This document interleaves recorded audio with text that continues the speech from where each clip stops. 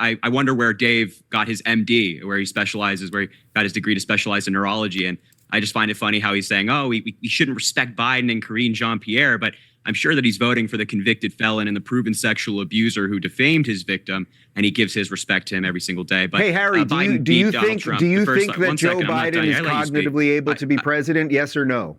In this video, Dave Rubin and soy boy Harry Sisson join Piers Morgan Uncensored. Harry Sisson tells the panel that Joe Biden is A-OK and fit as a fiddle, while Dave Rubin and the rest of the panel laugh at him. With that, let's watch Dave Rubin wreck Harry Sisson.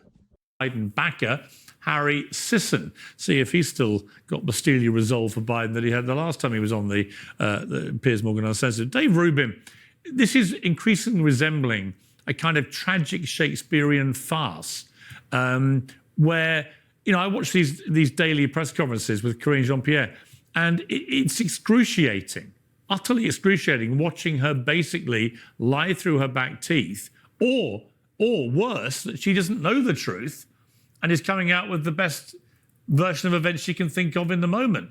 Where does this end? Sure.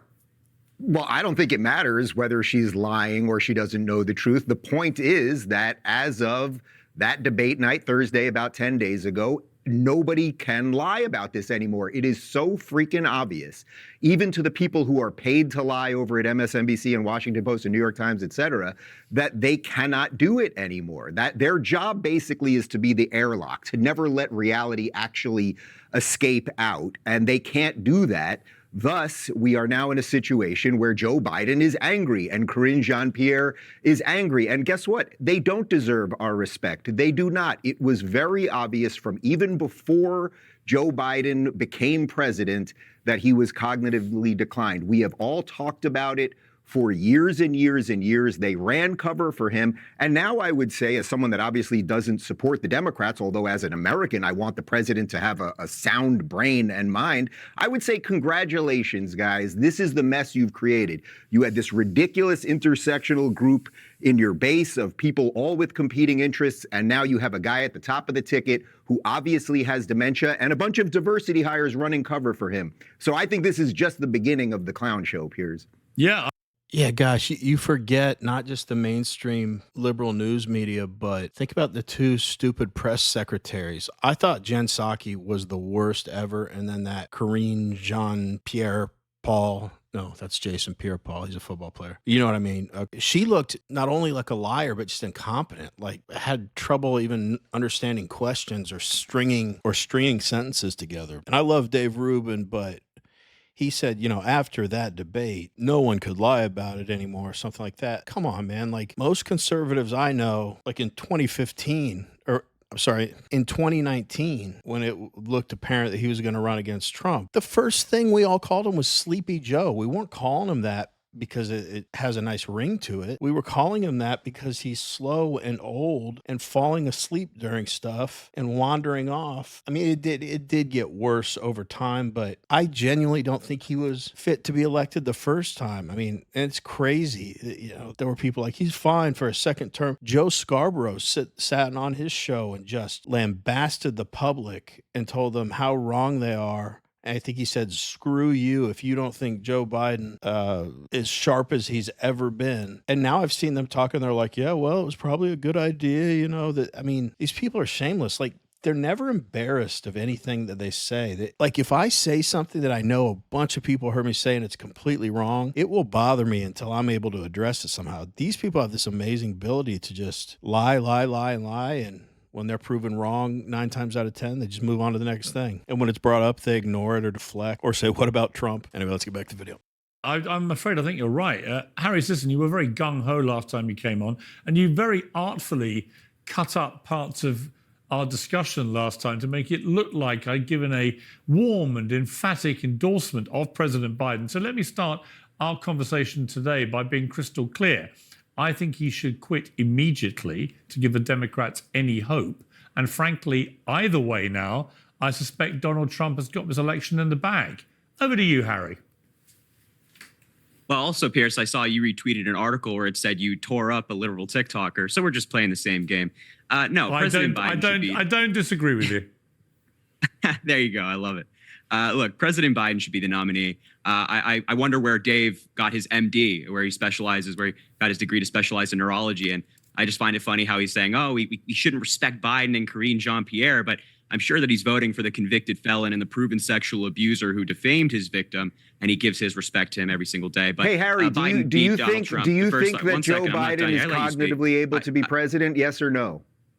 Yes, I do. You can check out the neurology report he had earlier this year in February, where there said there was no concern, no cognitive disorder. That's coming from an actual doctor, actual neurologist. If you like watching videos like this one, like and subscribe. We'd really appreciate it. Let's get back to the video. We're all making this up. Everything we see every day, the inability to say one complete sentence. We're all making it up.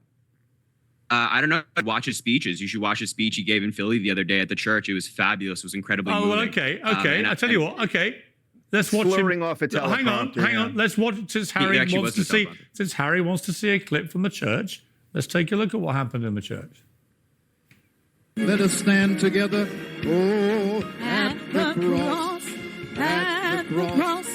where I first saw the light. He has no idea what he's doing there, Harry. He doesn't know what day it is. Oh my gosh. It's actually really disturbing to watch Joe Biden in public these days. He doesn't know where he is or what he's doing. He's the president of the United States. We're now told he has to go to bed, early. He can't be up, working past 4 o'clock in the afternoon because he's too elderly and infirm. He's the president of the United States. He's the leader of the free world. This is a sick joke, literally. I always say I don't know who would take political advice from Harry Sisson, but I guess maybe younger people like him, and I just don't relate to that age group. But the second Piers went to Harry Sisson, he gave a couple of quick talking points about how wonderful Biden is, and then straight into Trump. A bunch of nonsense, a bunch of fabricated, manipulated, or flat out lies. Again, I feel like these people don't understand embarrassment. He's making himself look like an absolute fool. And in hindsight, now, we knew it then. So hindsight is great. At least the mainstream liberal media is admitting it now, but we all knew this. And we were conspiracy theorists. Anyway, let's wrap the video. Because the man is unfit mentally and physically to do the job. You know that, Harry. In your heart, you know that. You played a clip of the man sitting there. Does either Crystal or Dave look like they're out of it? No, they're just sitting there, just looking at the camera, just like Joe Biden is just sitting there. He wasn't doing anything. You're trying to frame an innocent video and give a nefarious explanation for it. Come on, Piers, let's be honest about this. There was a neurology report in February where he was cleared by an actual doctor, an actual neurologist, and that's what we should be focusing on. Not these weird selective clips that conservatives, not saying you, Piers, but conservatives push on social media. All right, let me bring in. That's just complete nonsense. That's utter nonsense. It's weird to be so young and so sold out for the system. I got to tell you, it's really bizarre. Everyone knows that the man cannot say one complete sentence off the top of his head without slurring. The teleprompter reading is horrible. And even in the Joe Scarborough and Stephanopoulos interviews post-debate, they were both probably worse than the debate. So the people trying to help him right now are actually making it worse by letting him speak. I agree, Dave. Yes, that. Exactly what Dave just said. But we want to hear from you. What do you guys think about Harry Sisson's rock-solid declaration that Joe Biden should have run for a second term, and he's sharp as ever? And what did you think about the conversation in general? Let us know in the comments. Anyway, as always, really appreciate you watching, and we will see you in the next one.